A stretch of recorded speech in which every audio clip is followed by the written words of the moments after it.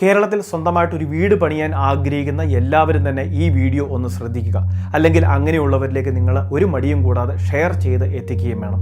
കാരണം സംസ്ഥാന സർക്കാരിൻ്റെ അല്ലെങ്കിൽ ഭവന നിർമ്മാണ ബോർഡ് ഇപ്പോൾ നടപ്പിലാക്കുന്ന 2 പ്രധാന പദ്ധതികളാണ് ഈ വീഡിയോയിലൂടെ വിശദമാക്കുന്നത്. രണ്ടും സബ്സിഡി സ്കീമുകൾ തന്നെയാണ്. അതായത് വീട് പണിയാൻ ആഗ്രഹിക്കുന്നവർക്ക് വേണ്ടിയുള്ള സർക്കാരിൻ്റെ സാമ്പത്തിക സഹായ പദ്ധതികൾ. അപേക്ഷകൾ ജൂലൈ മാസം ഓഗസ്റ്റ് മാസത്തോടെയൊക്കെ അവസാനിക്കുകയാണ്. കഴിഞ്ഞ ദിവസങ്ങളിൽ ഈ സ്കീമിനെ പറ്റിയൊക്കെ നമ്മൾ അറിയിച്ചിരുന്നതാണ്. അതിൻ്റെ മറ്റ് വിശദാംശങ്ങൾ കൂടി ഈ വീഡിയോ വഴി ഷെയർ ചെയ്യുകയാണ്. അറിയിപ്പ് പൂർണ്ണമായിട്ട് ശ്രദ്ധിക്കുക. ഏറ്റവും ആദ്യം ഗൃഹശ്രീ എന്ന് പറയുന്ന ഒരു പദ്ധതി എടുക്കാം. ഈ പദ്ധതി ലൈഫ് മിഷൻ പദ്ധതി പോലെയൊക്കെ ഒരു തുല്യത ഉള്ള ഒരു പദ്ധതിയാണ്. പരമാവധി 5 ലക്ഷം രൂപയാണ് നമുക്ക് ലഭിക്കുക. അപ്പോൾ ഈ പദ്ധതിയുടെ മറ്റൊരു പ്രത്യേകത എന്ന് വെച്ചാൽ ഈ പദ്ധതിയിൽ 3 ഘടകങ്ങളാണുള്ളത്. ഒന്ന് ഒരു സ്പോൺസർ, അതോടൊപ്പം തന്നെ ഗുണഭോക്താവ്, അതിനുശേഷം ഗവൺമെൻറ്.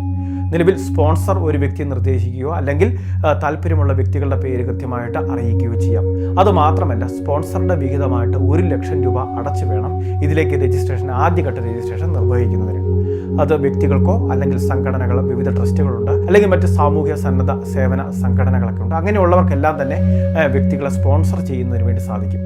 അപ്പോൾ അങ്ങനെ സ്പോൺസർ ചെയ്യുന്ന ഗുണഭോക്താവിൻ്റെ കയ്യിലും 1 ലക്ഷം രൂപയോളം എടുക്കാനുണ്ടാവണം.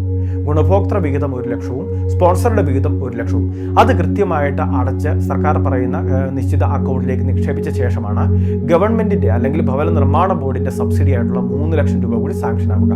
അങ്ങനെയാണ് 5 ലക്ഷം രൂപയുടെ ഈ പദ്ധതി നമുക്ക് ലഭിക്കുന്നത്. അതും നിശ്ചിത ഗഡുക്കളായിട്ട് ലൈഫ് മിഷൻ പദ്ധതിയൊക്കെ പോലെ തന്നെ നിശ്ചിത ഗഡുക്കളായിട്ടായിരിക്കും നമുക്ക് ലഭിക്കുക. ഇത് മാത്രമല്ല നമ്മളുടെ സ്ഥലവുമായി ബന്ധപ്പെട്ട് കുറഞ്ഞ സ്ഥലപരിധി 3 സെൻറ്റ് വരെയൊക്കെ സ്ഥലമുള്ളവർക്ക്, ഏറ്റവും കുറഞ്ഞത് 3 സെൻറ്റ് വരെയൊക്കെ സ്ഥലമൊക്കെ ഉള്ളവർക്ക് സ്വന്തം പേര് സ്ഥലമുണ്ട് എങ്കിൽ തീർച്ചയായിട്ടും നമുക്ക് അപേക്ഷ വെക്കുന്നതിന് വേണ്ടി സാധിക്കും. Ration card വ്യത്യാസങ്ങളൊന്നുമില്ല.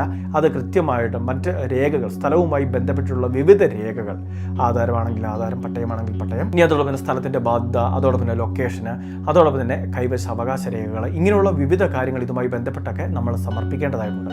അപ്പോൾ ഇതിൻ്റെ പ്രധാന പടി എന്നുള്ളത് സ്പോൺസർ കൃത്യമായിട്ട് ഒരാൾ നിർദ്ദേശിക്കുക അല്ലെങ്കിൽ ഒരാളെ കണ്ടെത്തുക എന്നൊക്കെയുള്ള കാര്യങ്ങളുണ്ട്.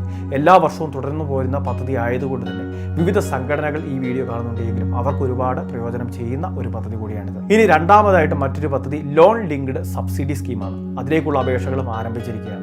നമുക്ക് ബാങ്ക് വഴി ഒരു ഭവന വായ്പ നൽകാമെന്ന് സമ്മതിച്ചു കഴിഞ്ഞാൽ തീർച്ചയായിട്ടും ഈ സ്കീമിലേക്ക് നമുക്ക് അപേക്ഷ വെക്കുന്നതിന് സാധിക്കും.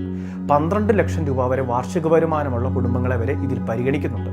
അതുകൊണ്ട് തന്നെ APL BPL റേഷൻ കാർഡ് വ്യത്യാസമില്ലാതെ ഒരു 1700 സ്ക്വയർ ഫീറ്റിനടുത്ത് വരെ വിസ്തീർണമുള്ള വീട് പണിയാൻ ആഗ്രഹിക്കുന്ന വ്യക്തികളാണെങ്കിൽ തീർച്ചയായിട്ടും ഈ സ്കീമിലേക്ക് അപേക്ഷ വെക്കാം.